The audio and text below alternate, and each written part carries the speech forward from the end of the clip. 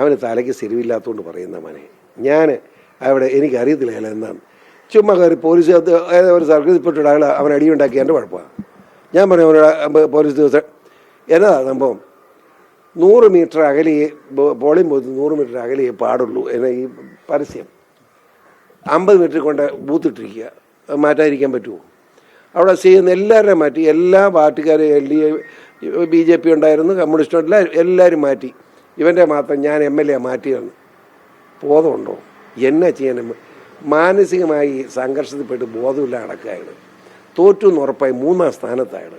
അതിൻ്റെ മനപ്രയാസം. ഇപ്പോൾ ഈ പ്രത്യേകിച്ച് BJP കൃഷ്ണ ഔട്ട്റീച്ച് ഒക്കെ നടത്തുന്ന സമയത്ത് തന്നെയാണ് BJP ഇത്രയും ശ്രമിച്ചിട്ടും BJPക്ക് ഒപ്പം നിൽക്കാൻ ഈ സഭാ നേതൃത്വം തയ്യാറാകാത്ത, സഭയല്ല നേതൃത്വം തയ്യാറാകാത്തെന്നുള്ള ഒരു തിരിച്ചടിയില്ല. ഒരു തിരിച്ചടിയില്ല.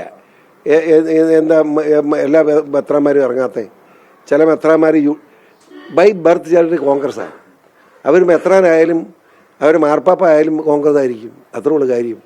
അത് സാമാന്യ മര്യാദ ഉണ്ടെങ്കിൽ മെത്രാന്മാരൊന്നും രാഷ്ട്രീയത്തിൽ ഇടപെടാതിരിക്കുക. കുഴപ്പം ഞാൻ ചെയ്യട്ടെ. പാലാപ്പിതാവുണ്ടല്ലോ, അങ്ങേരുടെ രാഷ്ട്രീയം അങ്ങനെ വീട്ടുകാരൊക്കെ എനിക്കറിയാം. പുള്ളി ഇന്ന് വരെ ഏതെങ്കിലും രാഷ്ട്രീയം പറഞ്ഞിട്ടുണ്ടോ? പറയാല.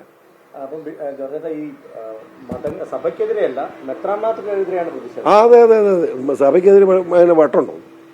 സഭയാ.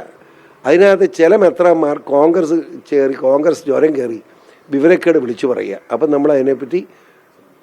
നമ്മളതിനെപ്പറ്റി അഭിപ്രായം പറയേണ്ടി വരും. അങ്ങനെയുള്ള അഭിപ്രായം ഇപ്പോൾ പറഞ്ഞത്. അല്ലാതെ ഒരു വിശ്വാസികളെ എവിടെ ചെയ്യാനും ഈ വിശ്വാസി ആരെങ്കിലും കേൾക്കുമോ? ഈ മെത്രാന്ന് പറഞ്ഞാൽ കേൾക്കുമായിരുന്നു. പിന്നെ എന്ത് എളുപ്പമാണ്? അത് അറിയില്ല.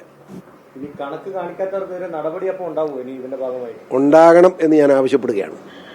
പിന്നെ സഭയാണെങ്കിലും വേണ്ടില്ല, ആരാണെങ്കിലും വേണ്ടില്ല, വിദേശത്ത് പണം വാങ്ങിയിട്ടുണ്ടെങ്കിൽ അത് കണക്ക് കാണിക്കണം. അതിനകത്ത് ആദ്യം പ്രതിയാകാൻ പോകുന്നത് പിണറായി വിജയനാണ്. മനസ്സിലായില്ലേ? കണക്ക് കാണണം. കണക്ക് കൊടുത്തില്ല പിണറായി വിജയനും അകത്ത് പോകണം. പിണറായി വിജയൻ അകത്ത് കിടന്ന് പടപടപടാതെ പടയ്ക്കുന്ന കാണാൻ നീ ധൈര്യമായിട്ട്.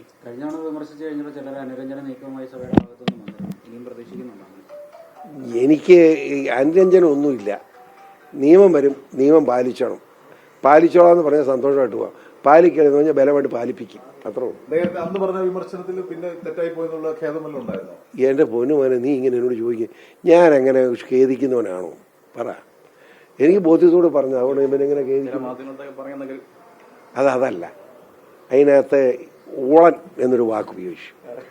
ഒരു മെത്രാനായതുകൊണ്ട് ഊളന്ന് വേണ്ട. അത് മയപ്പെടുത്തി. ഊളൻ എന്നുള്ള വിഡ്രോ ചെയ്തു. ഇപ്പോഴും ഞാൻ പറഞ്ഞിട്ടുണ്ട്, അത് വിഡ്രോ ചെയ്തിരിക്കുന്നു.